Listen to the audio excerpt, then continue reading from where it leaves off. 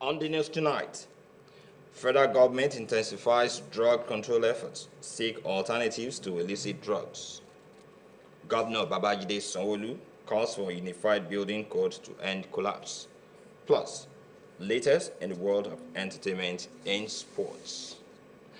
A warm welcome to NTA Lagos Channel 10 News at 7. I am Musa Toliat. The Minister of Agriculture and Food Security, Senator Abubakar Kyari, has assured the National Drug Law Enforcement Agency of the readiness of his ministry to support ongoing drug control efforts by NDLA, especially in the areas of creating alternatives for illicit drug producers and provision of agricultural opportunities for drug users undergoing rehabilitation to prevent them from relapse. Senator Kyari gave the assurance when Chairman and Chief Executive Officer of the NDLEA, Brigadier General Muhammad Buba Muagwa, retired, led some members of his management team to a meeting with the minister and top officials of the ministry in Abuja. The visit was to seek collaboration between NDLEA and the Ministry of Agriculture to surmount the challenge of drug scourge facing the country, as well as finding alternative solutions for cannabis growers in the country. Marwa noted that out of the 14.3 million drug users in Nigeria, 10.6 of them abuse cannabis alone, making the psychoactive substance the most commonly abused in the country.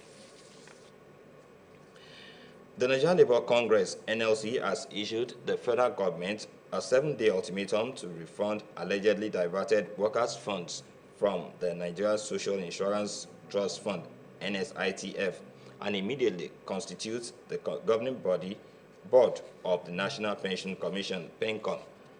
In a communique issued after its Central Working Committee meeting in Abuja, the NLC called for urgent resolution of the issues to avoid a nationwide strike. The meeting, chaired by the NLC President, Joseph Ajero, reviewed critical issues affecting Nigerian workers and the state of the nation. It describes the alleged federal government's diversion of 40% of workers' contributions to the national coffers as revenue, as flagrant violation of the states establishing the NSITF. Another major issue is the absence of a governing body of the National Pension Commission, PENCOM, which the labor union demands the federal government constitutes within 7 days. It also asked the Pension Commission to submit to the NLC full status report of the fund within its same period. The meeting approved the constitution of a caretaker committee to run the affairs of the Edo State Council and a move to address leadership crisis in the council until fresh elections are conducted. The Lagos State government is taking the fight against financial crime to the front lines of its own workforce. This was at a strategic workshop for senior civil servants aimed at sharpening their skills to detect and prevent money laundering and terrorism financing threats. Joy Ken Abakoya reports. Senior civil servants in Lagos State are gathered not for policy briefings or political meetings, but for something far urgent, a crash course in defending public finances. The target: money laundering and terrorism financing, two threats that destabilize economies and erode trust. That activity of trying to take money or proceeds from an act that is illegal and trying to make it look good or hide it is money laundering. And that in itself is a problem. organized in partnership with the International Institute for African Defense, Security and Governance. The workshop, the Lagos State Commissioner for Finance, who was represented, says aims to empower civil servants not just with laws but with practical tools to detect, report and prevent financial crimes. Remember that the fight against money laundering and terrorism financing requires continuous vigilance, adaptability, and a spirit of cooperation across borders and sectors. A lot of awareness has come out of it for us to help us, in guiding ourselves while we are discharging our duties as public officers. Nigeria is currently on the Financial Action Task Force grey list, but experts say that could change if states like Lagos show that financial integrity is not negotiable. Also involve a playlet workshop. They're already in groups and it's going to be intensive. They will leave here better informed. They will leave here impacting their ministries, their departments positively in handling public funds. Experts are optimistic that with every trained civil servant, Lagos is moving one step closer to a future built on trust. In Lagos, Joy Ken Abakuya, NTA News. And we're still staying with the activities of the Lagos State government. Governor Babajide Sanwo-Olu is calling for the creation of a unified, adaptable, and enforceable building codes to curb the growing menace of building collapses across the state. The governor was speaking at a stakeholders engagement hosted by the Lagos State Office of Urban Development in collaboration with the Federal Ministry of Housing and Urban Development. Again, Joyken Abakoya reports. Building collapse in Lagos and across Nigeria have claimed lives, destroyed property, and raised questions about construction standards. While Lagos has recorded fewer cases in the past year, stakeholders say more must be done to keep structures safe and sustainable. Encourage us to create in purpose solution and unite in our commitment.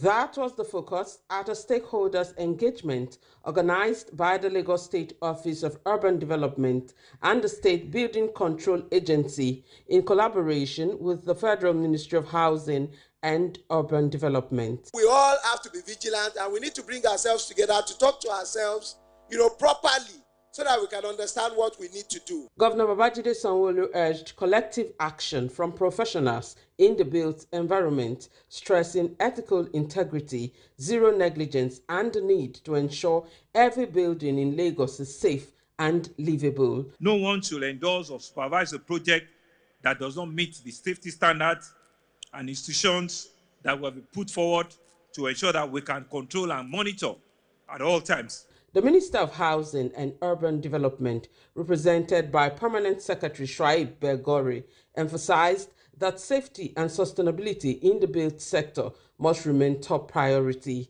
Under the leadership of His Excellency President Bola Ahmed Tinubu, GCFR, the Federal Ministry of Housing and Urban Development is fully committed to ensuring that safety and structural integrity become non-negotiable principles in Nigeria's building sector.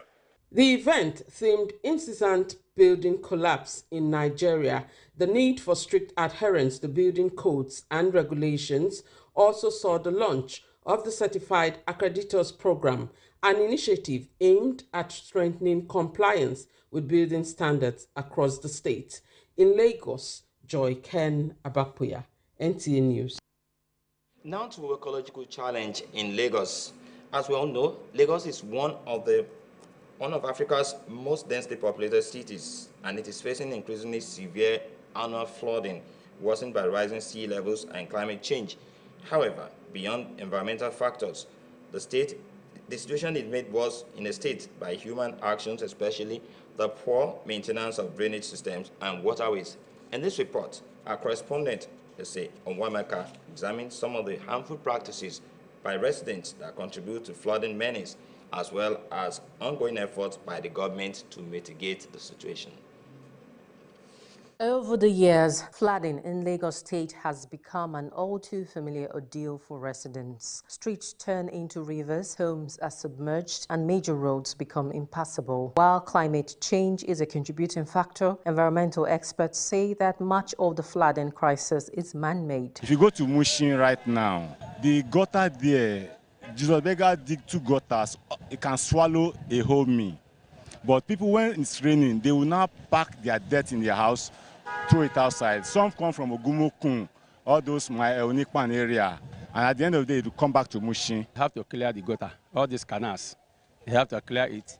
Anybody that build the house close to the canal, they pursue them away. You find people deliberately blocking the path of flow of water, deliberately some filling, deliberately. So there are so many things, but everything still boils down to not respecting the environment. Despite sustained public enlightenment campaigns, many residents still dispose of household and commercial waste in gutters, canals, and even the lagoon, clogging the very channels designed to drain excess water and keep the city dry. When you create an awareness and you give a threat that you will pay a fine, you don't follow it or people will still be doing it. They do it every day. My mom always tells me, if I'm eating on the road, if I finish eating, she'll tell me, Arike, put the biscuit inside your bag. Don't throw it on the floor. It's very wrong.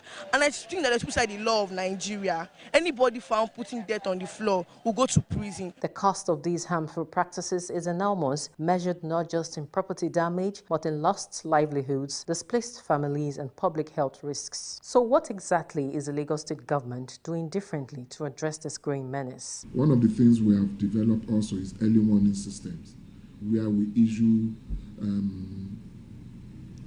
daily rainfall forecast. We also issue daily likely areas that are likely to be flooded. We are working assiduously to make sure that at least Lagosians have the ability to be able to punch their streets and know whether it's going to be flooded or not within the next 1 month. We should be able to give 1 week advisory notice as to what will happen within your area. We have a construction demolition disaster waste unit. In the first place, construction waste has to also be managed effectively. As you know, that if you look at a lot of construction sites, they dump their waste anywhere, and sometimes that waste ends up clogging the drains as well. So we enlist construction sites in that program. We give them a waste management plan, so that there's a waste management plan for each construction site. And we give them receptacles where they keep that construction waste, and then the waste is evacuated on a regular schedule that's agreed with the construction.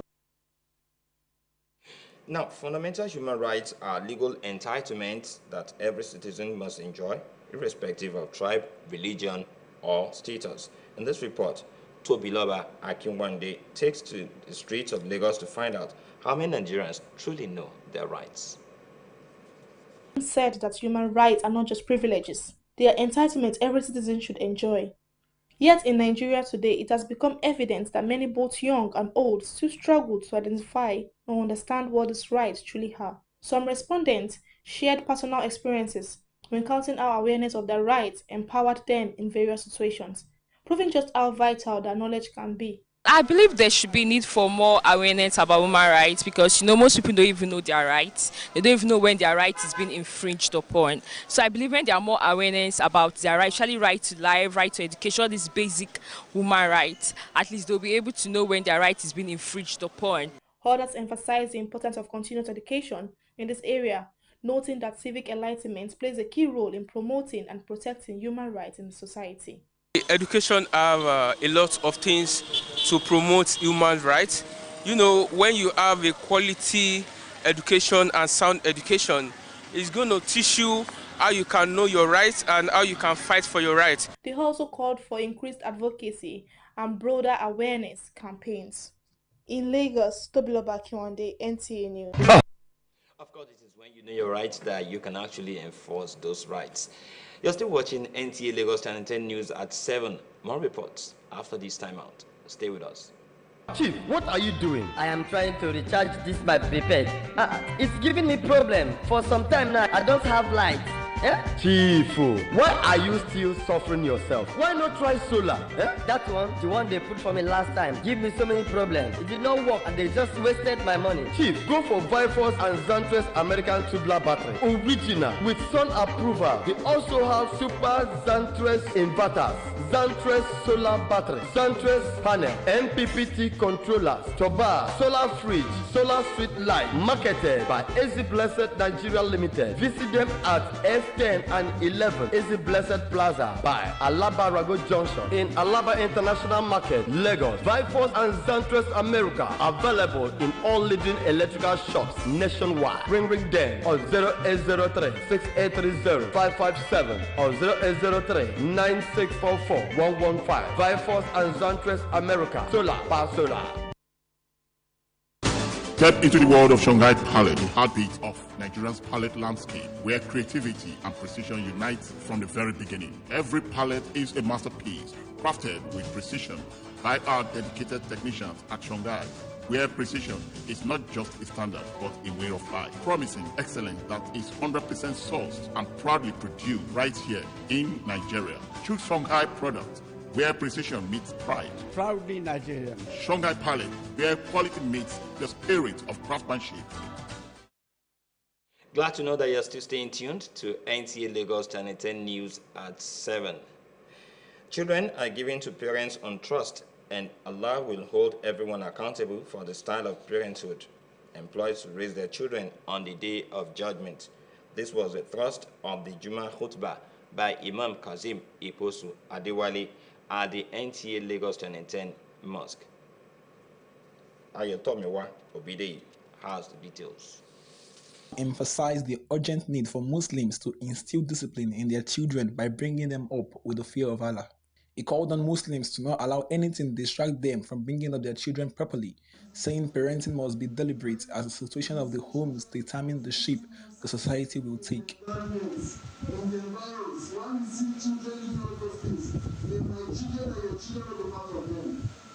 He added that every parent must be mindful that there is a reward for proper child upbringing and consequences for neglect of children. Whatever your children, whatever they become, you are an architect of whatever they become in the future. The Imam thereafter led the congregation in 2 rakat prayers. Some faithful share their views on the lessons of the Jumu'ah session. In everything you do, you have to strike a balance.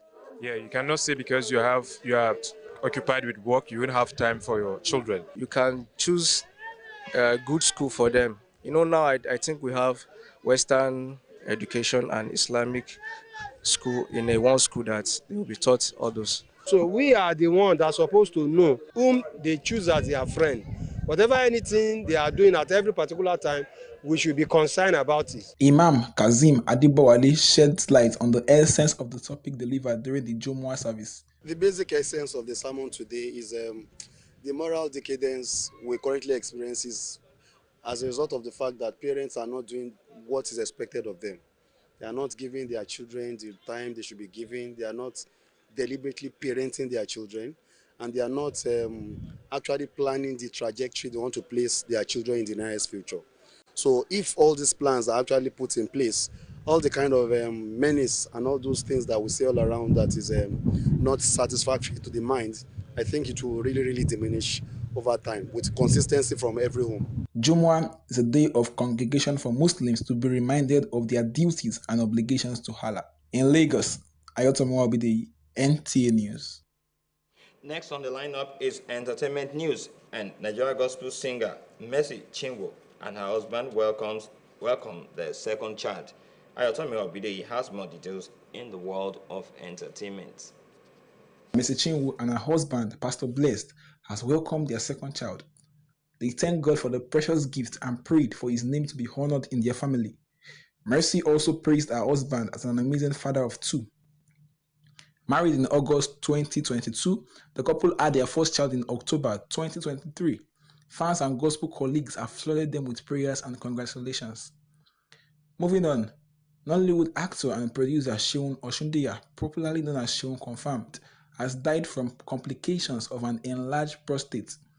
Actress Jaye Kuti confirmed his passing in an emotional post, while Oluseyi Edun also paid tribute. known for roles in Oshole, Eruaye, Ajoke Akpesin, and Mr. Jericho. Sheun was also a film producer and an MC. His death comes weeks after actress Omotola Odunsi's passing, and that's it on entertainment news. It's now time to take a peep into the world of sports, and Gift George is our guide on sports updates. Team Nigeria athletes to take part at the Confederation of Africa Athletics Senior Championship in Ghana have intensified training at the Yaba College of Technology, Lagos. The Nigerian team are hoping to qualify for the relay event of the World Athletics Championship taking place in Tokyo, Japan from August 18th to 19th, 2025. The team, which is being guided by the Athletics Federation of Nigeria technical crew led by Solomon Aliyu, is working daily towards getting one of the relay tickets for the Athletics Championship, and the athletes have vowed to do everything humanly possible to get their targets. Nigeria Women's Football League Premier League champions, Bayelsa Queens, have been drawn in Group B in the 2025 West Africa Zone B Women's Champions League qualifiers. The draw for the 5th edition of the CAF Women's Champions League qualifiers was conducted in Côte d'Ivoire. Bayelsa Queens will rekindle old rivalry with Ghana Police Ladies in the group stage in Group B. Others in the group are ASCO of Togo and Semnelli of Benin Republic. The Nigerian champions, the Prosperity Girls, are the first Nigerian team to participate in the tournament twice. To grassroots football, all is set for the 7th edition of the 5-Star Premier League, which kicks off this Saturday in Lagos. The competition is a grassroots football tournament which will feature 32 teams. The league, which is known as the Big Seven, aims to develop young talented footballers from various communities in Lagos and Abuja. It creates a platform where the players will be showcased to top clubs in Nigeria and beyond. Focusing on giving opportunities to underrepresented. Not everybody will play in the MPFL, NLO, NNL. So this is just a platform where you can have the opportunity to showcase your talents and skills as a grassroots player, and then gives you the opportunity to get to the next level. The Lagos leg of the tournament is scheduled for the middle hall this Saturday, August 16th, 2025. With sports update, Gift George, NTA News. Sports updates wraps up NTA Lagos Channel 10 News at 7. Many thanks for watching. Do enjoy the rest of your evening.